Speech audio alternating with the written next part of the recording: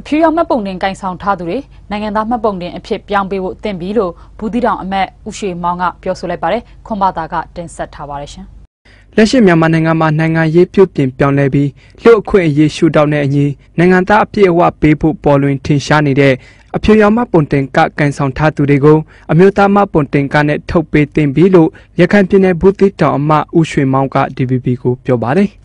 ဒီ wet card ကန်ဆောင်ထားတဲ့လူကိုအမြဲဆုံးဒီကျွန်တော်တို့ပန်းရောင်နိုင်ငံသားစီစစ်ရေးကပ်ပြားနဲ့လေးပေးဖို့အတွက်ကျွန်တော်အချိန်တန်ပြီးအရေးလေးကြီးနေပါတယ်အဲ့လိုမျိုးမလုပ်လို့ရှိရင်တော့မျိုးစုံပဋိပက္ခတွေပြဿနာတွေဖန်တီးမဲ့လူတွေကတော့ဒါဆက်လက်လှုပ်ဆောင်နေဦးမှာပါအဖြူရောင်မှပုံတင်ကကန်ဆောင်ထားတဲ့သူတွေဟာ1940ခုနှစ်ကစပြီး2013ခုနှစ်အထိသူတို့ရခဲ့တဲ့နိုင်ငံရေးအခွင့်အရေးတွေကိုကြည့်မယ်ဆိုရင်လည်းအပြည့်အဝရထားတဲ့သူတွေဖြစ်ပြီးလက်ရှိတည်ဆဲဥပဒေအရရွေးကောက်ပွဲမှာမဲပေးခွင့်ရှိတယ်လို့လည်းဆိုပါတယ်အဖြူရောင်ကကန်ဆောင်ထားသူတွေကိုမဲထက်ခွင့်ပါတီထူထောင်ခွင့်ပေးတာကိုသဘောမတူတဲ့သူတွေလည်းရှိပါတယ်ဒီကျွန်တော်တို့ဒီရခိုင်တိုင်းသားများတိုးတက်ရေးပါတီကိုစားပြုအမျိုးသားလွှတ်တော်ကိုယ်စားလှယ်ဒေါက်တာအေးမောင်ကဒီ white card ကိုင်ဆောင်ထားတဲ့လူကိုပါတီထူထောင်ခွင့်မပြုဖို့မဲထက်ခွင့်မပြုဖို့အတွက်သူကအဲ့ဒါမျိုးဥပဒေကြမ်းကိုတင်သွင်းခဲ့တာပါဒီအနဲ့ပတ်သက်မှလည်းကန့်ကွက်မှုတွေရှိတာတွေ့ရပါတယ်ကျွန်တော်တို့အနေနဲ့လည်းဒါပြီးပါဆိုတော့ဒီအကြောင်းအရာကမှန်မှန်ကန်မှု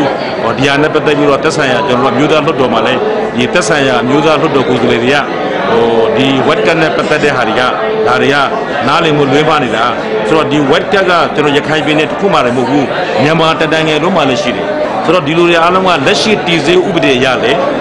ကျွန်တော်တို့ကဒီ wet card ကန်ဆောင်ထားတဲ့လူရောအမျိုးသားမှတ်ပုံတင်ကန်ဆောင်ထားတဲ့လူရောတော့အခြားကျွန်တော်နိုင်ငံသားကတ်တွေကန်ဆောင်ထားတဲ့လူအားလုံးရောဒါတော့မဲထည့်ခွင့်ရှိပါတယ်ယနေ့ထိဒါတည်ဆဲဥပဒေပါ2010မှာမဲထက်ပေးဖို့အဖြူရောင်ကတ်တွေထုတ်ပေးတယ်ဆိုတဲ့ပြောဆိုဆွဆွဲတဲ့သတင်းတွေလည်းထွက်ပေါ်နေပါတယ်ဒါပေမဲ့ဦးဆွေမောင်ကတော့အဲ့ဒီဆွဆွဲချက်တွေဟာမာယွင်းတယ်လို့လည်းညင်းဆိုသွားပါတယ်ကျွန်တော်ခွန်ဘာတာပါ